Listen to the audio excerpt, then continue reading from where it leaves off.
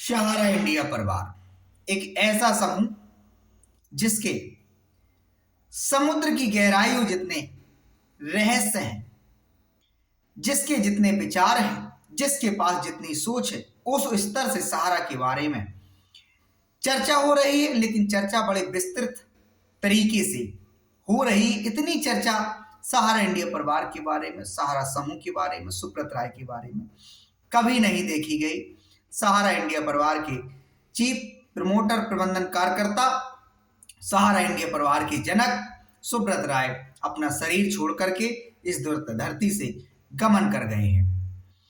एक तरफ निवेशकों को अपने पैसे की चिंता सता रही है, तो वहीं दूसरी तरफ कुछ लोग ऐसे हैं जो निजी स्वार्थ में सहारा इंडिया परिवार के बारे में, सुब्रत राय के बारे में अनाप शनाप बातें बकी जा रही हैं। कुछ लोग कहते हैं, एक अफवाह उड़ाते हैं सहारा के बारे में कि सहारा इंडिया परिवार में ब्लैक मनी लगा हुआ है, काला धन लगा हुआ है। यदि सहारा इंडिया परिवार में काला धन लगा हुआ है, ब्लैक मनी लगा हुआ है, इसमें पॉलिटिशियन का या नेताओं अभिनेताओं या अन्य लोगों का जो पैसा लगा हुआ है, तो पिछले 15 वर्षों से 14 वर्षों से सहारा इंडिया परिवार के पर सरकार का शिकंजा कसा हुआ है। क्या ये सरकार की एजेंसियों की विफलता नहीं है कि 2009 से 2023 चल रहा है और वो भी समाप्ति की ओर है। इतने वर्षों के दरमियान हमारे देश की सरकारी एजेंसियां यह साबित नहीं कर पाई कि सहारा इंडिया परिवार में नेताओं का पैसा लगा हुआ, ब्लैक मनी लगी हुई है, या नंबर 2 का ये पैसा लगा हुआ है। असल में बात यह है कि एक व्यक्ति के खिलाफ हमारे आसपास समाज में, रिश्तेदारों में, जानने पहचानने वालों में न जाने कितने लोग ईर्ष्या करने वाले, द्वेष करने वाले लोग पैदा हो जाते हैं। कुछ ईर्ष्या दोष कारण से करते हैं और कुछ लोग बिना ही कारण आपकी प्रसिद्धि, आपके ऐश्वर्य को देखकर ही आपसे ईर्ष्या भाव रखने लगते हैं। यही हाल है सुब्रत राय सहारा के बारे में, सहारा इंडिया परिवार के बारे में। सहारा इंडिया परिवार में मेरा अपना मानना है कोई ब्लैक मनी नहीं है। किसी प्रकार से यदि किसी का वहां पैसा लगा है तो इस देश के आम जनमानस का पैसा वहां डिपॉजिट है, जिसकी दम पे सुब्रत राय सहारा ने इतने भोग विलासों का आनंद लिया, तमाम सारी ऊंचाइयों को छुआ, तमाम सारे रिकॉर्डों को बनाया। इसमें ब्लैक मनी नहीं, आम जनमानस का पैसा है। क्योंकि जो लोग हवा में यह अफवाहें फैलाते हैं कि सहारा इंडिया परिवार में ब्लैक मनी लगा हुआ है, असल में इनके कोई डिपॉजिटर थे ही नहीं, इसी कारण से सेबी के पास लोग आवेदन करने नहीं आए, वो यह सच्चाई जानते हैं कि सहारा इंडिया परिवार ने जिस प्रकार से सहारा क्यूसॉप में अपने डिपॉजिटरों का ट्रांसफर किया, कन्वर्जन किया, और उसको भुगतान के रूप में जो रियल एस्टेट और हाउसिंग के सर्टिफिकेट को उठा के सेबी के पास अपने 1 से 27 ट्रकों के माध्यम से भेज दिया, वो सब यह जानते हैं कि सहारा ने यह खेल रचा था। लेकिन वो चाहते नहीं हैं, उनको कोई मतलब नहीं है कि आपका भला हो, देश के निवेशकों का भुगतान हो। उनको तो सिर्फ अपना स्वार्थ सिद्धि करना है। किसी भी प्रकार से सहारा के बारे में ऐसी बातें रखी जाएं जिससे ये सरकार सहारा के मामले में उलझी रहे और सहारा इंडिया परिवार की वित्तीय स्थिति बद से बदतर हो जाए, निवेशकों का पैसा डूब जाए। उन्हें किसी प्रकार की कोई कतई चिंता नहीं है। साथियों, क्या आपको लगता है, क्या यह संभव हो सकता है कि जिस कंपनी ने 2009 में सेबी के साथ विवाद किया, वो कंपनी आज भी मैदान में डटी हुई है? और किन किन शर्तों के साथ डटी हुई है?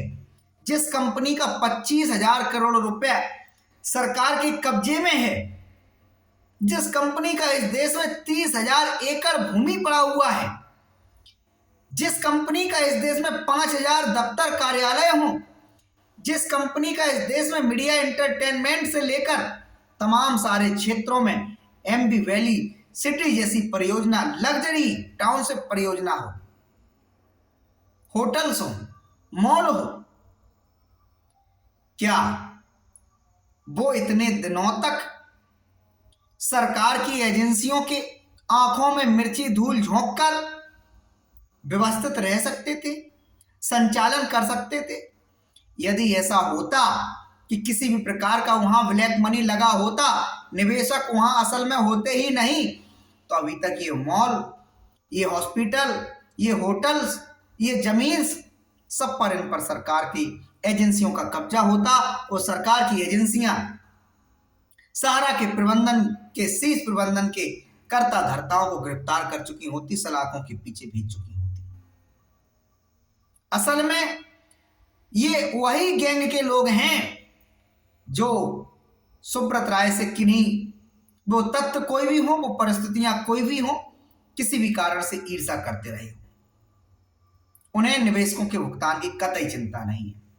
मैं यह साबित नहीं करना चाहता कि सुब्रत राय कोई दूध के धुले हुए व्यक्ति थे। मैं समझता हूं इस धरातल पर जितने भी मनुष्य आते हैं, कोई निष्पाप नहीं है। एक व्यक्ति पूरी दुनिया के अंदर ऐसा नहीं है जिसके अंदर दोष दर्शन ना हो, कुछ ना कुछ कमियां हर मनुष्य की प्रति। लेकिन बात दरअसल जो करनी चाहिए, ये लोग वह बात नहीं करते। बात होनी चाहिए निवेशकों के भुगतान की व्यवस्था किस प्रकार से शीघ्र अतिशीघ्र हो जाए। 25,000 करोड़ रुपए से भी सारा फंड अकाउंट में पिछले 10 वर्षों से अगर क्यों पड़ा हुआ है, क्यों पड़ा हुआ है? अगर वो पैसा ब्लैक मनी ही है तो वहां सेबी का क्या काम है? सवाल ये है, सेबी वहां क्यों कार्रवाई कर रहा है? क्योंकि ब्लैक मनी के मामले में इनकम टैक्स का काम होता है, और जिसके पास भी ब्लैक मनी पाई जाती है तो ऐसा माना जाता है कि ब्लैक मनी निश्चित एक जो सरकार ने क्राइटेरिया शायद 40% के आसपास कुछ है, जहां तक मुझे याद कंफर्म नहीं है। जो व्यक्ति 40% सरकार को अपना टैक्स के रूप में पैसा दे देता है, उसकी जो बची हुई धनराशि 60% उसको नंबर 1 का मान लिया जाता है। तो क्यों नहीं वहां इनकम टैक्स ने कोई दावा किया कि ये पैसा हमको दे दिया जाए? इसके अलावा यदि सेबी को वास्तव में निवेशकों की चिंता थी, निवेशकों के भुगतान की प्रक्रिया को वास्तव में उनको करना था, तो जो 25,000 करोड़ रुपए वो सहारा के पास, जो सहारा सेबी रिफंड अकाउंट में पड़ा था, इसके अलावा जितनी भी संपत्तियां सेबी के साथ अटैच की गई, सेबी को कुर्क करने के लिए दी गई, सेबी के अंदर क्यों अभी तक ऐसा भाव नहीं आया कि इन संपत्तियों को बेच दिया जाए, कुर्क नीलाम करके इससे वसूली की जाए? खेल यही है कि निवेशकों को भटकाएं, गुमराह करें और अंत में सहारा का पतन हो जाए और सहारा के अधिकारी लोग उस पर कब्जा कर लें। अफवाहों के सारे अब ये देश नहीं चलने वाला। हम जैसे इस देश में ना जाने कितने ऐसे पीड़ित एजेंट, पीड़ित निवेशक और पीड़ित जो अपनी मातृभूमि को प्रेम करते हैं, जानते हैं कि सच्चाई क्या है, वो अब इस झूठ को और नहीं चलने देने वाले। साथियों, मैं आपसे भरोसा दिलाता हूं, सहारा के अंदर के तथ्यों को अपने चैनल्स के माध्यम से लगातार रखता रहूंगा, बशर्ते आप लोगों का प्यार दुलार मिलता रहे। वीडियो को शेयर करते रहें। एक ना एक दिन आपकी ये आवाज सरकार तक जरूर पहुंचेगी और सरकार भुगतान देने के लिए विवश होगी। हमारे जीवन की गारंटी हमारी सरकार की है, हमारी सुरक्षा की गारंटी हमारी सरकार की है, हमारी व्यवस्थाएं देखने की गारंटी हमारी सरकार की है, क्योंकि हम इस देश के नागरिक हैं। ये देश का कानून, इस देश का संविधान इन देश के नागरिकों की व्यवस्था के लिए, नागरिकों की सुरक्षा के लिए, इस देश के नागरिकों के विकास के लिए बनाया गया है। कोई कानून इस देश का ऐसा नहीं बनाया गया है जिससे इस देश के नागरिकों को अहित हो। सेबी का उद्देश्य होना चाहिए। इस देश के नागरिकों का हितों की सुरक्षा की जानी चाहिए। 13 करोड़ जहां तक जो निवेशक हैं सहारा इंडिया के, इस समय वो त्राहिमाम कर रहे हैं। सहारा एक ऐसे मुहाने पर आ खड़ा हुआ जहां उसके पास ऑफिस चलाने के लिए व्यवस्था नहीं है, क्योंकि उनके पास जमीनें पड़ी हुई हैं। और जो एक लड़ाई सुब्रत राय ईगो की लड़ रहे थे, अपने अपमान अपने घमंड की लड़ रहे थे सेबी के खिलाफ, वो सिर्फ एक तत्व पर लड़ रहे थे। उनका तत्व था कि हम सेबी के साथ, हमारा कोई पंजीकरण नहीं है, सेबी के साथ हमारा कोई लाइसेंस नहीं है। जो विवाद इन कंपनियों का, सारा रियल एस्टेट कॉर्पोरेशन लिमिटेड, सारा हाउसिंग कॉर्पोरेशन लिमिटेड का सेबी के साथ है, असल में सहारा और सुब्रत राय का यह मानना था कि हमारी ये दो कंपनियां सेबी के द्वारा ना ही पंजीकृत हैं और ना ही सेबी पर इनका नियंत्रण है। उनका ऐसा मानना था। बस इतनी सी लड़ाई के लिए सहारा इंडिया और सुब्रत राय आखिरी तक लड़ते रहे। वो अंततः इस संसार से विदा हो गए। हालांकि इस दरमियान इस देश ने बहुत बड़ी क्षति को स्वीकार किया। इस देश में 13 लाख लोग बेरोजगार हो गए। सहारा इंडिया परिवार एक समय दुनिया में एक बड़ी बड़ी टाइम्स मैगजीन्स में जैसी पत्रिकाओं में छाई हुई थी। भारतीय रेलवे के बाद यदि कोई सबसे ज्यादा रोजगार देने वाला था तो सहारा इंडिया परिवार था। आज उन एजेंटों की वो हालत हो गई है कि उनके मानसिक जीवन में, दैनिक जीवन में वो स्थिति होगी, बद से बदतर हालात हैं जिसे शब्दों में उनके दुखों को व्यक्त नहीं किया जा सकता है। इस स्थिति पर वो आ खड़े हुए हैं। इसकी किसी को चिंता नहीं है, निवेशकों की किसी को चिंता नहीं है। निवेशकों की भी स्थिति बहुत दुर्दशा भरी हुई है, किसी को चिंता नहीं है। साथियों, आप लोग संघर्ष कीजिए। संघर्ष के बिना सफलता प्राप्त नहीं होती है। सरकार को सच्चाई से अवगत कराइए। सरकार को यदि वास्तव में इस देश के नागरिकों की चिंता है तो सहारा इंडिया परिवार के जो निवेशक हैं वो किसी अन्य ग्रह से, अन्य नक्षत्र से या अन्य देश से आए हुए नहीं हैं। वो भी इस देश की माटी में पले बड़े हैं, वो भी इस देश को प्रेम करने वाले हैं। सहारा इंडिया परिवार के का विवाद जो सेबी के साथ हुआ, इस देश ने क्या क्या खोया है उसको कुछ शब्दों में व्याख्यान करेंगे। इस देश में 13 लाख लोग बेरोजगार हुए। इसके अलावा 4000 लोगों ने आत्महत्या कर लिया। सहारा इंडिया के एजेंट, कार्यकर्ताओं ने, निवेशकों ने आत्महत्या कर लिया, मौत के आगोश में चले गए, कुछ डिप्रेशन में चले गए, कुछ जो पैसा नहीं मिलने के कारण बीमारियों जैसे में घिर गए और उनका इलाज समय से नहीं हुआ। ऐसा आंकड़ा है कि 4000 लोग आगोश में चले गए। इस देश में और क्या क्या हुआ? थानों अदालतों में बड़े स्तर के साथ भीड़ लग गई मुकदमों की। हजारों मुकदमे इस देश में सहारा इंडिया के खिलाफ पेंडिंग हैं और लोग अदालतों के चक्कर लगा रहे हैं। और इस देश ने क्या खोया? इस देश ने हजारों करोड़ों रुपए का टैक्स खो दिया जो सहारा से प्राप्त होता सरकार को, क्योंकि सरकार की परियोजनाएं, सहारा की जो परियोजनाएं थी, चाहे एमबी वैली हो परियोजना हो, चाहे वो होटल्स की हो, चाहे वो लग्जरी टाउनशिप की हो, या तमाम सारे हॉस्पिटल से लेकर मॉल तक की हो, इससे सरकार को एक लंबा टैक्स मिलने वाला था। और जो सहारा के एम्प्लॉय थे उनकी जो कमाई होती है उससे सरकार को टैक्स मिलने वाला था। उससे इस देश को बहुत बड़ी क्षति हुई है। और क्या क्या हुआ है इस देश को? जिस बीसीसीआई को आज आप लोग देखते हैं, भारतीय क्रिकेट कंट्रोल बोर्ड, एक समय ऐसा था कि बड़ी माली हालत में था और उस समय सहारा समूह ने इस क्रिकेट कंट्रोल बोर्ड की मदद किया आर्थिक रूप से। वो पैसा हमारा ही आपका था। आज वो खिलाड़ी भले ही, वो कंट्रोल बोर्ड भले ही दुनिया में नंबर 1 की पोजीशन में खड़ा हुआ, लेकिन खेलों की प्रति सहारा इंडिया परिवार ने बड़ा अभूतपूर्व योगदान दिया जिससे खिलाड़ियों के मनोबल ऊंचे स्तर पर जाए। उसको भी बहुत बड़ी क्षति हुई है, खेल जगत को बहुत बड़ी क्षति हुई है। चीन, हमारा जो बगल में पड़ोसी देश है, तमाम सारे क्षेत्रों में हमसे आगे निकलता चला जा रहा है। ओलंपिक में हमारे खिलाड़ियों की क्या स्थिति है हम सब लोग देख सकते हैं। ऐसे में सुब्रत राय जैसे व्यक्ति की क्या जरूरत महसूस नहीं होती है। साथियों, सिर्फ भुगतान नहीं मिलने के कारण उस व्यक्ति को चोर कह देना, उस व्यक्ति की नीयत में खोट कह देना एकदम पूर्णतया सच नहीं। ये दोष या कह सकते हैं पूर्ण पारदर्शी नहीं है। हाँ, गुनहगार हैं सुब्रत राय, इसमें कोई शक वाली बात नहीं, लेकिन सिर्फ सुब्रत राय गुनहगार हैं हमारे आपके भुगतान के लिए, ऐसा भी नहीं है। जितने सुब्रत राय हमारे भुगतान के लिए गुनहगार हैं, उतना ही इस देश का सिस्टम, इस देश की मीडिया, इस देश का न्यायपालिका और इस देश का कार्यपालिका, विधायिका, चारों स्तंभ जिम्मेदार है।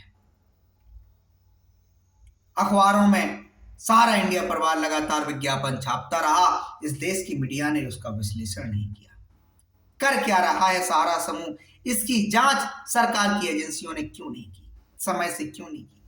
जब सेबी के साथ सहारा का विवाद हो गया था तो सरकार को सहारा को और लाइसेंस देने की क्या आवश्यकता थी? इस दरमियान भी सहारा की कोऑपरेटिव सोसाइटियों को कैसे लाइसेंस मान्यता दे दिया गया? क्या उन सोसाइटियों का समय से ऑडिट किया गया? सरकार के अधिकारियों ने क्या multi state cooperative society act 2002 की पालना के लिए जो करना चाहिए था सहारा समूह पर किया? कैसे सेबी के साथ विवाद होता रहा, इसके बावजूद भी क्यू शॉप के नाम से, क्यू जॉय के नाम से इस मार्केट के अंदर खुदरा व्यापार में सहारा समूह उतर आया? कैसे सहारा इलेक्ट्रिक्स वाहन बनाने की दिशा में अपना कदम बढ़ा लिया सहारा इवॉल्व्स के नाम से? शिक्षा के क्षेत्र में भी सहारा ने कैसे अपना प्रयास कर लिया? तो क्यों इस देश की व्यवस्था, इस देश का सिस्टम जिम्मेदार नहीं है? क्यों नहीं है? और मैं आज भी कहता हूं कि सहारा इंडिया परिवार के पास इतनी संपत्तियां हैं जिससे निवेशकों की पाई पाई ब्याज समेत लौटाई जा सकती है। क्योंकि होता क्या था, असल बात यह थी कि सहारा समूह पहले क्यों फ्लॉप नहीं हुआ आपके भुगतान देने के लिए? होता ये था कि मार्केट में अगर 1 रुपया उठाया तो 50 पैसे का भुगतान करने होता था, तो सहारा समूह को कोई भुगतान करने में दिक्कत नहीं होती थी। 50 पैसा जो बचा उससे फंड को ऊपर पहुंचा दिया गया हेडक्वार्टर, और उससे उसको कहीं इन्वेस्टमेंट कर दिया गया। यही सच्चाई है। लेकिन जब सेबी के साथ विवाद हुआ, मार्केट से पैसा आना धीमे धीमे कम होता चला गया, देनदारी बढ़ती चली गई। एक तरफ सेबी के पास भुगतान जमा कराने का दबाव, दूसरी तरफ निवेशकों का भुगतान वापस करने का दबाव, तीसरी ओर सहारा का जो पैसा तमाम सारी जो कहते हैं निवेशित योजनाएं थी उनमें फंसा रहना, चाहे टाउनशिप हो, चाहे हॉस्पिटल्स, मॉल्स हो। इस दरमियान आप समझ सकते हैं क्या स्थिति रही होगी उस संस्थान की, उस समूह की, उस व्यक्ति की। भले ही झूठे मन से सही, लेकिन जब आप विश्लेषण करेंगे, लेकिन उस व्यक्ति की तारीफ करने से भी नहीं चूकेंगे, तारीफ करने से नहीं चूकेंगे। वो खेल प्रेमी था, वो पक्का मित्र था, उसने वफादारी के साथ जिसके से भी नजदीकी बढ़ाई, बड़ी शिद्दत के साथ दोस्ती निभाई। साथियों, कहने का तात्पर्य है कि सहारा इंडिया परिवार के पास आज भी 2.5 से 3 लाख करोड़ रुपए की संपत्तियां पड़ी हुई हैं। निवेशकों की देनदारियां भी इतनी ही हैं, क्योंकि 86,000 करोड़ का एक आंकड़ा ऐसा है जो सोसाइटियों में फंसा हुआ है निवेशकों का। ब्याज सहित तकरीबन 2 लाख करोड़ रुपए होने को होगा। क्यू शॉप में भी कुछ पैसा लोगों का फंसा है, और रियल एस्टेट हाउसिंग में भी आज भी चंद लोगों के पैसे फंसे हुए हैं। अन्य कंपनियां भी सहारा की हैं, उनमें भी लोगों का पैसा फंसा हुआ है। सरकार की मानसिकता में जरा सी भी रत्ती भर लज्जा और ईमानदारी है तो सरकार के पास बहुत अच्छा मौका है, जो सहारा रिफंड पोर्टल सहकारिता मंत्रालय के तहत सहयोग से काम कर रहा है। उस पे न सिर्फ सोसाइटियों के भुगतान के आवेदन की प्रक्रिया की जाए, बल्कि संपूर्ण सहारा समूह के निवेशकों की भुगतान की प्रक्रिया की जाए। क्यों? क्योंकि वो भी इस देश के नागरिक हैं, वो भी इस देश के डिपॉजिटर हैं, और उसमें ही जो 30,000 25,000 करोड़ रुपए जो भी आज सहारा सीपीएफ रिफंड अकाउंट में पड़ा हुआ है, उससे भुगतान की प्रक्रिया तत्काल प्रारंभ कर दी जाए। वो करना किस प्रकार से वो सरकार जाने, पहले छोटे निवेशकों को देना है या इसी प्रकार से देना है जिस प्रकार से कहा गया है प्रथम फेज में 10,000 रुपए देंगे, आगे देखेंगे कितना बचता है, सब 20,000 रुपए, 30,000, 50,000 रुपए। जो भी ऐसे ऐसे डिपॉजिटर हैं जिनकी पूरी जिंदगी भर की पूंजी सहारा में डिपॉजिट है। इसके बाद जो सहारा समूह की संपत्तियां हैं, सरकार के पास क्या इतनी हस्ती नहीं है कि जिस कंपनी की तरफ उंगली नजर उठा के देख ले वो सहारा की व्यवस्थाएं ले लेगी अपने हाथ में। अरे सीधा गोदनामा ले लो, सहारा समूह की सारी संपत्तियों को सरकार अटैच कर ले, LIC के साथ मर्ज कर दे, भारतीय स्टेट बैंक के साथ मर्ज कर दे, भारतीय रेलवे के साथ मर्ज कर दे, भारतीय डाक विभाग के साथ मर्ज कर दे, क्या दिक्कत है? और भरोसा दिलाए कि सहारा समूह, अगर लगता है कि सहारा समूह की योजनाओं को संचालित करना है, सहारा समूह की व्यवस्थाओं को चलाना है, तो अपना उस पर ऑडिटर बिठा के अपनी व्यवस्था को सुचारू रूप से लागू करके चालू किया जा सकता, कहीं कोई दिक्कत, मतलब आपके भुगतान मिलने में कोई अड़चन नहीं है, बशर्ते सरकार की मानसिकता ठीक हो, सरकार की व्यवस्था ठीक हो, सरकारी एजेंसियों के बैठे हुए जो जिम्मेदार पदाधिकारी अधिकारी लोग हैं वो अपने पदों का दुरुपयोग ना करें, वो अपने कर्तव्यों का सच्चाई के साथ इस मानसिकता के साथ पालन करें कि हमारे द्वारा जो भी काम किए जाएंगे इस देश के नागरिकों के हितों को देखते हुए किए जाएंगे, जो भी कानून इस देश में बनाए गए हैं वो इस देश के नागरिकों की सुरक्षा के लिए। तो कहने का उद्देश्य यही है कि जो सहारा समूह के खिलाफ एक प्रोपेगेंडा चलाया जा रहा है कि इसमें ब्लैक मनी है, ब्लैक मनी है, ब्लैक मनी है, ब्लैक मनी यदि है तो पिछले 10 से 12 14 वर्षों के दरमियान इतनी सारी हजारों कार्रवाइयां सहारा के खिलाफ हुई, अभी तक क्यों कोई एजेंसी इस बात को साबित करने में सफल नहीं हुई है। इसी आशा विश्वास के साथ हम वीडियो समाप्त करने जा रहे हैं कि आप हर व्यक्ति तक ये हमारा संदेश, हमारा वीडियो पहुंचाएंगे, क्योंकि इसमें ऐसी बातें हैं जो आपकी आंखें खोल देंगी और सच्चाई भरी भी बातें हैं। धन्यवाद, थैंक यू।